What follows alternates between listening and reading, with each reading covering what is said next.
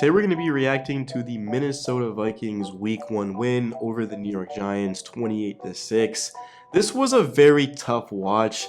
The Giants just looked awful. The Vikings look great, give them credit. I know the Giants last season had a bad year. They scored just 6 points in this game. But the Vikings defense, we've been saying it all offseason, it's going to be significantly better. It was still good last year, but then they go out there and they draft Dallas Turner. They bring in Andrew Van Ginkel. And then in the offensive side of the ball, that was my biggest thing for the Vikings, is they lost Kirk Cousins, who looked like an MVP candidate before the injury. They go to Sam Darnold, they draft J.J. McCarthy, but then McCarthy gets injured in the preseason and misses the entire year. And Darnold, well, he's going to play the whole season, and what's truly his upside. But the thing with Darnold is that he's never had a good of an opportunity as this. He was with the Niners last year, but he was signed as the backup, right? Well, technically he was signed as the third string, but then he beat out Trey Lance for second string. But he comes over to the Vikings, and he was announced as the starter week 1. He's got Kevin O'Connell, who played quarterback, who's one of the best offensive minds in the game. He's got Justin Jefferson, Jordan Addison. T.J. Hawkinson's hurt right now. He will come back later on in the season. Aaron Jones, really an unbelievable 1-2 tackle punch in Christian Darrisaw and Brian O'Neill. O'Neill was graded as a top 5 tackle in week 1 according to PFF. The interior is okay for the Vikings, but the biggest thing is just the weapons and the coaching. So then Darnold goes out there against the Giants, and what does he do? He's extremely efficient, 19 of 24 for 208 yards, 2 touchdowns, and an interception. The pick was technically his fault because the pressure came. It was Dexter Lawrence, and he got his hand on Darnold, and the ball went in there, and it was picked off. But the Giants, they have one of the best pass rushes in football. If you're going to say one good thing about the Giants, I would say there's 2 good things. Of course, Malik Nabers looks like he's going to be a future star. Andrew Thomas is great too. But really, outside of that, the only thing going for the Giants is their pass rush. Dexter Lawrence, Brian Burns, and of course, Kayvon Thibodeaux. Thibodeaux was terrible in this game. He had a face mask call. He only had 1 pressure, 0 sacks. I don't even think he had a tackle in this game. He was just unbelievably bad. But even like the rest of the, like Dexter Lawrence was great, but just that was it for the Giants. Is their pass rush, it would have had to absolutely take over and dominate this game. And it had its moments, but it didn't. Like the Vikings rushed the ball 26 times for 111 yards, and they threw for 208 yards, of course, via Darnold. And they just didn't have a problem. Like the Vikings didn't have a problem in this game. Daniel Jones threw 2 picks. One of them was a pick 6 to, of course, Van Ginkel, and then the other interception was down in the goal line. It was in the back, the end zone. The Giants were trying to get the ball there, and Jones threw in a double coverage. It was just a very, very poor performance by Daniel Jones and the Giants. And yeah, I don't think I could even say one good thing about this Giants team. But for the Vikings, this was a good start for them. You win your first game, you dominate a team on the road. I get the Giants, whatever, but this was a good start for the Vikings because they held the team to 6 points. They scored 28, and they moved the ball. They were balanced.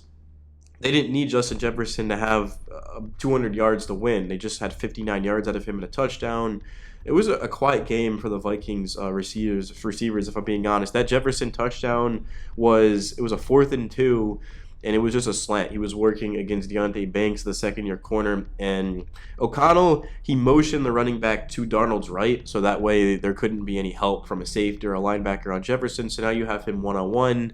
And I don't know how the Giants didn't call a timeout there. It just absolutely dumbfounded me how you let Justin Jefferson go one-on-one on a 4th and 2 down on the goal line. But just kind of shows the Giants and who they're going to be this season, man. But I do feel for them too because, I mean, Daniel Jones he's got to be the worst quarterback in football. I'm not even exaggerating. And to make things even worse, he's getting booed going to the bus after the game. So, I mean, you have him going through a bunch of fans and they're booing him, heckling him. I mean, it's just devastating. But at the same time, he's an NFL quarterback. He got his money. And since Jones signed that $160 million extension, he has more pick 6s than touchdowns. So I get he's human, but, I mean, come on, man. You're making that type of money. You've got to perform. And Jones just simply has not done that. In terms of the Vikings, their next game is going to be, that's right, week 2 at home against the San Francisco 49ers. I do think the Vikings are going to have a good chance to win this because the last time they played the Niners in Minnesota, actually, was that in Santa Clara? Oh, hold on, I forget. Vikings, 49ers, 2023. It was week 7. Yeah, that was in Minnesota. Okay, cool. Yeah, the last time they played, the Vikings won that game. CMC is more than likely not going to play in this game, but Jordan Mason looked electric. But the thing for the Vikings is this game against the Giants is only going to set them up against the Niners because we got to see a lot of cool things. Dallas Turner got his first sack. Justin Jefferson scored a touchdown. The run game was there. Aaron Jones, 14 of 94.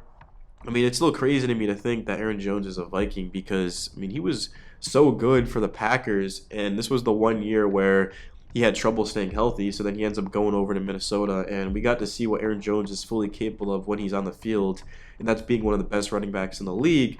But the Niners, they played the Jets so well. They did not give up any rushing yards. They forced an interception on Aaron Rodgers, and then on the other side, they ran the ball down the Jets' throat.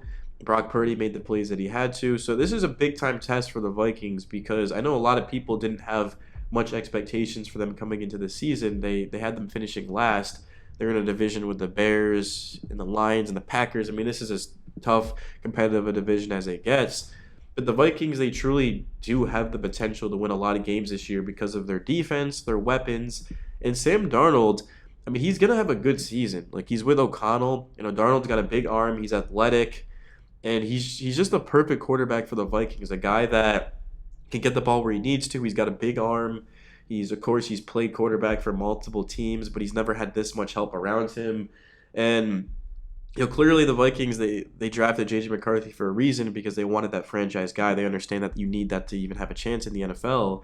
But I do think the Vikings can make the playoffs this year. It goes to show that, hyping up a team in the offseason usually doesn't work out. Like, the Bears had a lot of hype, and they did win. Don't get me wrong, they did beat the Titans, but Caleb Williams completed less than 50% of his passes. I think he threw for under 100 yards.